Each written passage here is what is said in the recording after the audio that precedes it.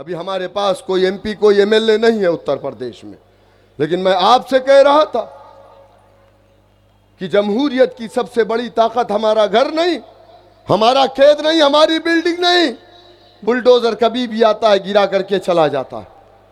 देखा कि नहीं आप लोगों ने? जमहूरियत की सबसे बड़ी ताकत सियासत है। बड़े बड़े ताकतवर, बड़े बड़े कद्दावर पुलिस कस्टडी में गोली से मार दिए गए। बड़े बड़े ताकतवर 7-7 बार के एमएलए, पूरी सल्तनत चलती थी उनके नाम से, उन्हें पुलिस कस्टडी में मार दिया गया। कोई बोलने वाला नहीं था।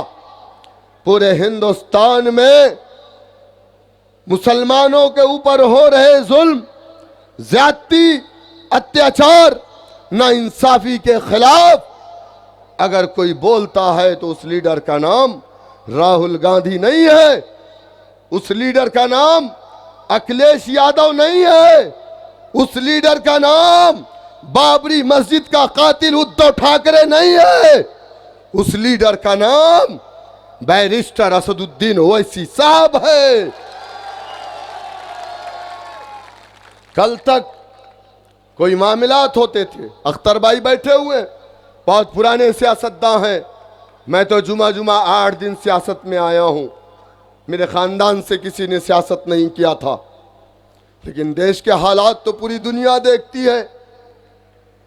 मेरे दोस्तों, अभी उत्तर प्रदेश में हालात कैसे हैं आप सब जानते हैं। एक यति नरसिंहानंद ने उत्तर प्रदेश में हमारे आका की शान में गुस्ताखी की। हर जिले से मजलिस इत्तेहादुल मुस्लिमीन ने डीएम के पास जाकर के कहा कि हम इसकी अरेस्टिंग चाहते हैं। मैंने जाकर के डीजीपी से मिलने की कोशिश की, मुझे मिलने नहीं दिया गया डीजीपी से, लेकिन मैंने इतना कह दिया था कि अगर 3 दिन के अंदर उसकी अरेस्टिंग नहीं होती है तो फिर हम क्या करने जाएंगे वो आपको नहीं मालूम है। खैर, अल्लाह का शुक्र था, उसको उठाया, ले जाकर के दूसरे प्रदेश में 1 महीने तक एक कमरे के अंदर बंद कर दिया। अभी हमारे पास कोई एमपी कोई एमएलए नहीं है उत्तर प्रदेश में, लेकिन मैं आपसे कह रहा था कि जमहूरियत की सबसे बड़ी ताकत हमारा घर नहीं, हमारा खेत नहीं, हमारी बिल्डिंग नहीं। बुलडोजर कभी भी आता है, गिरा करके चला जाता है। देखा कि नहीं आप लोगों ने? जमहूरियत की सबसे बड़ी ताकत सियासत है।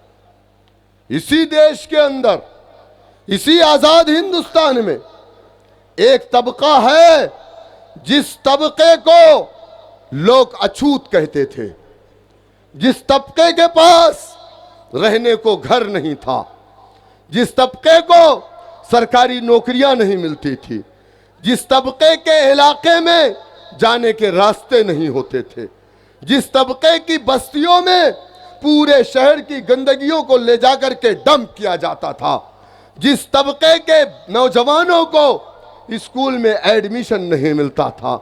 मेरी मुराद दलित समाज से है। उत्तर प्रदेश में 20% है। सुनो मेरी बात नौजवानों, उत्तर प्रदेश में 20% है, लेकिन 16 जातियां हैं। हिंदुस्तान में दलितों की टोटल 64 जातियां हैं। उत्तर प्रदेश में दलितों की 16 जातियां हैं, लेकिन सबसे ज्यादा अगर किसी के साथ अन्याय, भेदभाव, नाइंसाफी हुई तो वो जाटव समाज था। जिस समाज का ताल्लुक मान्यवर काशीराम और मायावती जी से है, उसे जाटव कहते हैं। उत्तर प्रदेश के पश्चिमी इलाके में वो 11% था। अब तो हमारे तो हालात अभी भी अल्हम्दुलिल्लाह कदरे गनीमत है, लेकिन उसके हालात हमसे कहीं बदतर थे। लेकिन सुनो, हिंदुस्तान की पार्लियामेंट में 543 एमपी जो बैठते हैं, उसमें 131 एमपी एससी एसटी समाज का होता है, क्योंकि 131 सीट हिंदुस्तान में रिजर्व है। उस सीट से जीत करके जाने वाला हमेशा दलित का बेटा होता है। वो हिंदुस्तान की पार्लियामेंट में बैठा था और दलितों के कमर में झाड़ू बांधे गए ताकि उसके पैरों के निशान ना रहे, वरना जगह नजिस हो जाएगी। दलितों के कमर में मटकी डाली गई, कहा तू जमीन पर मत थूकना वरना जमीन नापाक हो जाएगी। दलितों की बहन बेटियों की इज्जतें लूटी जाती। अगर वो शिकायत लेकर के थाने में जाता तो थानेदार जूते मार करके उसे भगा देता। और ये कब हो रहा था?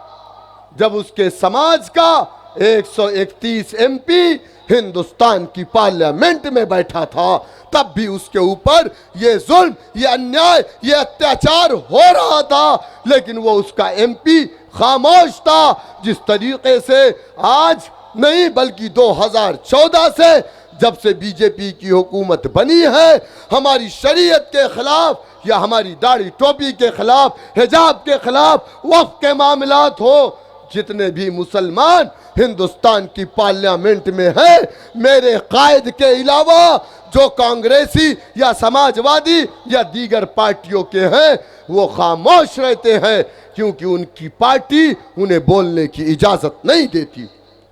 मजलिस इत्तेहादुल मुस्लिमीन कभी सरकार में नहीं रही, बावजूद उसके हमारे कायद जनाब अकबरुद्दीन ओवैसी साहब 14,500 गरीब बच्चों को मुफ्त में तालीम देते हैं। अगर आपने मौका दिया तो सरकारी स्कूल बंद नहीं, बल्कि सरकारी स्कूल और अच्छे बनाए जाएंगे। मजीद जो जरूरत पड़ेगी वारिस पठान साहब और उसको खोलने का काम करेंगे। उत्तर प्रदेश में जाटों ने अपनी सियासी कुव्वत को मजबूत किया, उनके इलाकों में स्कूल खुले, अस्पताल खुले, उनके बच्चों को नौकरी मिली। अगर आप सरकार, लोग कहते हैं 16 सीट हम लड़ रहे हैं, समाजवादी पार्टी कितनी सीट लड़ रही है? यहां से समाजवादी पार्टी के उम्मीदवार हैं, मैंने सुना कि उनका भी ताल्लुक आजमगढ़ से है। आप उनसे पूछिएगा कि जब आजमगढ़ को आतंकगढ़ कहा गया था, जब पूरे हिंदुस्तान में हमारे सरों पर कोई हाथ रखने वाला नहीं था, तो आजमगढ़ के लोगों ने अपने पैरों पर खड़े होकर के और ट्रेन बुक करा करके दिल्ली की जंतर मंतर पर जाकर के धरना किया था। जब हमारे बच्चों को ले जाकर के बटला हाउस में फर्जी तरीके से इनकाउंटर करके मार दिया गया था, तब हमारे लिए कोई बोलने वाला नहीं था। इसलिए मैं कह रहा हूं, मेरे आजमगढ़ के लोगों, 2012 और 17 के बीच में उत्तर प्रदेश में समाजवादी पार्टी की पूर्ण बहुमत की हुकूमत थी या नहीं थी? बताओ आप मुझे।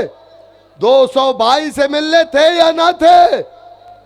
इन्होंने बड़े बड़े वादे किए थे, कहा था हमारी पूर्ण बहुमत की सरकार बनेगी, मुसलमानों को 18% रिजर्वेशन देंगे, मुस्लिम इलाकों में कैंप लगा करके मुस्लिम नौजवानों की पुलिस में डायरेक्ट भर्ती करेंगे, मुस्लिम बच्चियों को पढ़ने के लिए हम मुस्लिम इलाकों में फ्री कोचिंग सेंटर का कयाम करेंगे। किया और कहा जो लोग आतंकवाद के झूठे मुकदमे में जेल की सलाखों में बंद हैं, हम उसे रिहा करेंगे। मैं आपको एक मिसाल दूंगा और फैक्ट है वो, आपको याद होगा आजमगढ़ में आलमी इज्तिमा सराय मीर में हुआ था, फैजुल उलूम में हुआ था कि नहीं हुआ था?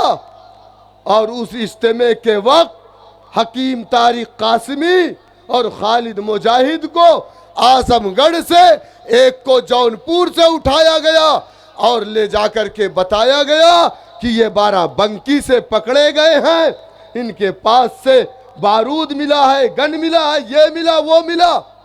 बीएसपी की हुकूमत थी, हमारे उलमा का दबाव पड़ा, समाजवादी की हुकूमत आई, बीएसपी ने अपनी गवर्नमेंट में निमेश कमीशन का गठन किया नसीमुद्दीन सिद्दीकी ने जाकर के मायावती से कहा तो निमेश कमीशन का गठन हुआ। खालिद मुजाहिद, हकीम तारिक पर जांच बैठाई गई।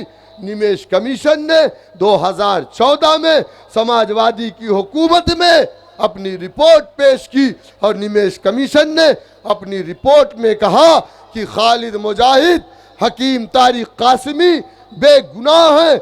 जिन पुलिस वालों ने इन्हें फंसाया है उन पुलिस वालों के ऊपर मुकदमा दर्ज करके जेल की सलाखों में डाला जाए। लेकिन वो निमेश कमीशन की रिपोर्ट, समाजवादी पार्टी की हुकूमत, जहां पर 47 मुसलमान एमएलए, अबू आसिम आजमी भी यहां से एमएलए थे। पूछिए इनसे, क्या कभी इन्होंने जा करके अपने आका, जिसके बारे में इन्होंने कहा कि जिसने समाजवादी पार्टी को वोट नहीं दिया उसके डीएनए में फर्क है, यही कहा था ना? कहा समाजवादी पार्टी को जो मुसलमान वोट नहीं देगा उस मुसलमान के डीएनए में फर्क है। मेरे दोस्तों, मेरे बुजुर्गों, हम तो आशिके रसूल समझते थे, लेकिन आसिम भाई तो गुलामे रसूल नहीं बल्कि गुलामे मुलायम और गुलामे अखिलेश निकले। मेरे दोस्तों, मेरे बुजुर्गों, यही समाजवादी की हुकूमत थी। खालिद मुजाहिद, हकीम तारिक कासिमी को लखनऊ की जेल से फैजाबाद पेशी पर लाया गया।